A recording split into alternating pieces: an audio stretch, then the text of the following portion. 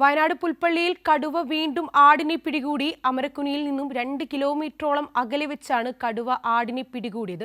തൂപ്ര അങ്കണവാടിക്ക് സമീപമുള്ള ചന്ദ്രൻ പെരുമ്പറമ്പിലിന്റെ ആടിനെയാണ് പിടികൂടിയത്. വനംവകുപ്പ് ഡ്രോൺ വഴി തെരച്ചിൽ തുടരുന്നതിനിടെയാണ് സംഭവം. ഇതോടെ ഒരാഴ്ചക്കിടെ കടുവ പിടികൂടിയ ആടിന്റെ എണ്ണം 5 ആയി. കൂടുതൽ വിവരങ്ങളുമായി ജോഷില ചേരുന്നുണ്ട്. ജോഷില, കടുവയെ പിടിക്കാനുള്ള എല്ലാ സജ്ജീകരണങ്ങളും ഒരുക്കമാണ്. കൂടുകളടക്കം ഇപ്പോൾ സജ്ജീകരിച്ചിട്ടുണ്ട്. നിലവിൽ എന്തൊക്കെയാണ് കൂടുതൽ വിവരങ്ങൾ?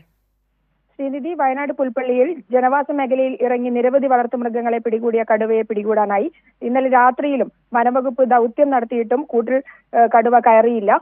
ഊട്ടി കവലയ്ക്ക് സമീപം കടുവയുടെ ആക്രമണത്തിൽ ചത്ത ആടിനെ കൂട്ടിൽ സ്ഥാപിച്ച് കെണിയൊരുക്കി കാത്തിരുന്നെങ്കിലും കൂടിന് സമീപം വരെ കടുവ എത്തിയെങ്കിലും കയറാതെ പോവുകയായിരുന്നു.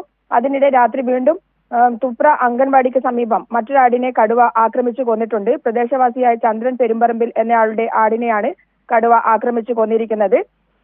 വനംവകുപ്പിന്റെ RRT ടീം അംഗങ്ങളും മയക്കുവെടി സംഘവും തെർമൽ സ്കാനർ ഡ്രോൺ ഉപയോഗിച്ച് കടുവയെ ലൊക്കേറ്റ് ചെയ്തിട്ടുണ്ടെങ്കിലും പിന്നീട് സിഗ്നൽ നഷ്ടപ്പെടുകയായിരുന്നു. കടുവയെ പിടികൂടാനുള്ള ദൗത്യം ഇന്നും തുടരും. ശ്രീനിധി, ജോഷില, ഇത് തുടർച്ചയായി കടുവയുടെ ആക്രമണം കൂടിക്കൊണ്ടിരിക്കുന്നു. വളർത്തുമൃഗങ്ങളെ പിടിക്കുന്നു. കഴിഞ്ഞ 3 ദിവസമായി കടുവയെ പിടിക്കാനുള്ള എല്ലാ ശ്രമങ്ങളും നടന്നുകൊണ്ടിരിക്കുന്നു. ഇപ്പോൾ ജോഷില പറയുന്നു കടുവയുടെ സാന്നിധ്യം മനസ്സിലാക്കാൻ സാധിക്കുന്നില്ല എന്നത് തന്നെയല്ലേ?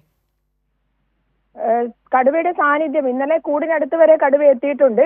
എന്നാൽ പിന്നീട് ഈ ഡ്രോണിന്റെ ഒരു റേഞ്ച് നഷ്ടപ്പെടുന്ന അവസ്ഥയാണ് ഉണ്ടായിട്ടുള്ളത്. കാരണം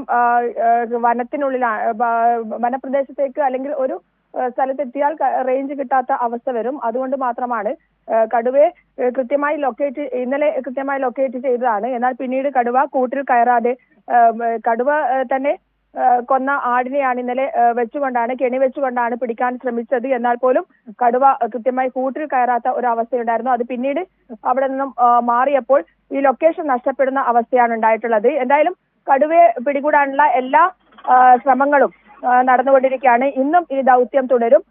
RRT ഫോറസ്റ്റ് ഡിപ്പാർട്ട്മെന്റ് അടക്കം ഈ ഒരു കാര്യത്തിൽ വളരെ ജാഗരൂകരായി കഴിഞ്ഞ ദിവസങ്ങളിലൊക്കെ തന്നെ പ്രവർത്തിച്ചു വരികയാണ്. ശ്രീനിധി, ശരി ജോഷില, വയനാട് പുൽപ്പള്ളിയിൽ കടുവ വീണ്ടും ആടിനെ പിടികൂടി. അമരക്കുനിയിൽ നിന്നും 2 കിലോമീറ്ററോളം അകലെ വെച്ചാണ് കടുവ ആടിനെ പിടികൂടിയത്. ജോഷിലയാണ് കൂടുതൽ വിവരങ്ങൾ നൽകിയത്.